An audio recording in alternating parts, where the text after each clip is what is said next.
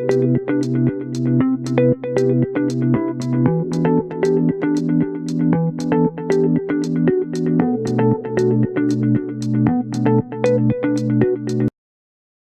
ုဝင်ဆောင်နေချိန်မှာဘလို့အခြေအနေမျိုးဆိုရင်ဆေးရုံကိုချက်ချင်းသွားဖို့လိုအပ်မလဲဒါကတကယ်ကိုအရေးကြီးတဲ့မေဝဲတစ်ခုပါဒီနေ့မှာတော့အရေးပေါ်တတိပိတ်လက္ခဏာတွေအကြောင်းကိုကျွန်တော်တို့အတူတူလေ့လာကြည့်ကြရအောင်ဟုတ်ပါတယ်ဒီစကားကအမနာမှမှန်ပါတယ်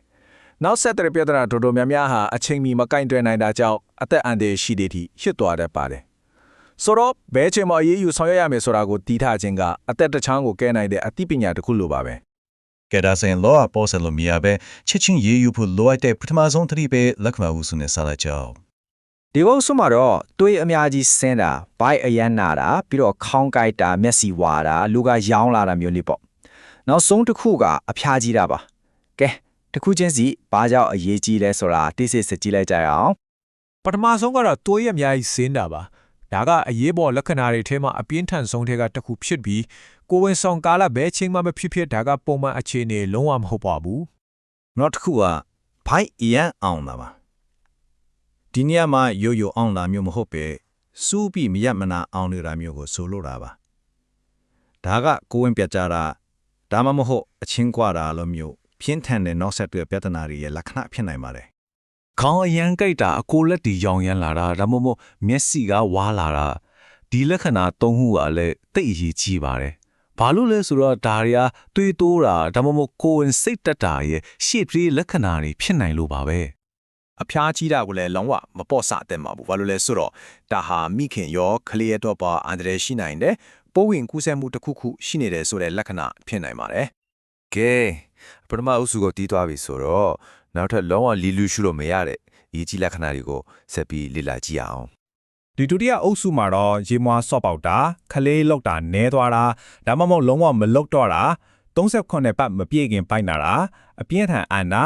နောက်ပြီးတက်တာတတိလစ်တာဒါမှမဟုတ်အသက်ရှူရခက်လာတာတို့ပါဝင်ပါတယ်ရေမွားစောပေါက်တယ်ဆိုတာကဘိုင်မနာသေးခင်မှာဖြစ်ဖြစ်ကိုဝင်သုံးမဲ့ရှစ်ပတ်မပြည့်သေးခင်မှာဖြစ်ဖြစ်ရေမွားရည်ရှင်းလာတာကိုပြောတာပါဒီလိုဖြစ်လာရင်ချက်ချင်းဆေးရုံသွားဖို့လိုအပ်ပါတယ်ကလေးလှုပ်ရှားမှုတော့အရန်ကိုအရေးကြီးပါတယ်ပုံမှန်ထက်ကလေးလှုပ်တာတိတိတတာနေသွားရင်ဖြစ်စေလုံးဝမလှုပ်တော့ဘူးလို့ခံစားရရင်ဖြစ်စေချက်ချင်းဆေးရုံဆေးခန်းကိုတွားရပါမယ်ကိုဝင်30ခပတ်မကြည့်သေးခင်မှာဖိုက်ဆန်လာပြီးဆိုရင်ဒါဟာလက်မစေပဲမွေးဖွားခြင်းရဲ့လက္ခဏာပါဒါကအန်ဒီအများတဲ့အတွက်ကျွမ်းကျင်တဲ့သူတွေရဲ့စောင့်ကြည့်မှုအောက်မှာရှိနေဖို့လိုပါတယ်အပြေးချံအရင်မှာအဓိကဆွင်းရတာကအရေးရခန့်ချောင်မှုပါပဲဘာသာဆောက်စားဘာတောက်အကုန်ပြန်နေပြီဆိုရင်ဒါဟာရေရခန့်ချောင်ပြီးအန်ဒီရဖြစ်လာနိုင်ပါတယ်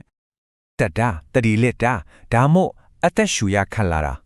ဒီလက္ခဏာတွေကတော့လုံးဝမေးဟွန်းထုတ်ဆရာမရှိတဲ့အရေးပေါ်အခြေအနေတွေပါဒီလိုဖြစ်လာရင်ချက်ချင်းအရေးယူဆောင်ရွက်ဖို့လိုပါတယ်ဟုတ်ပါပြီဒီလက္ခဏာတွေတော့သိထားပြီ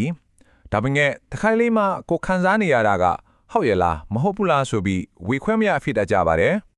ဒီနေရာမှာမှတ်ထားရမယ့်အရေးကြီးဆုံးရွှေစည်းမြင်တစ်ခုကတော့မတေချရင်တန်တရားဖြစ်နေပြီဆိုရင်တွားပြီးတာစစ်စေးလိုက်ပါအဲ့ဒါကအမြဲတမ်းပို့ပြီးစိတ်ချရတယ်ပါတယ်လက္ခဏာတွေပို့ဆိုးလာတဲ့အထိလုံးဝမဆောင်ပါနဲ့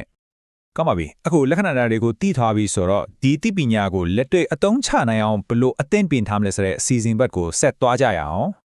အဓိကကတော့အချက်နှစ်ချက်ပါပဲတက်ကတွာလာရေးကိုကြိုတင်စီစဉ်ထားပါ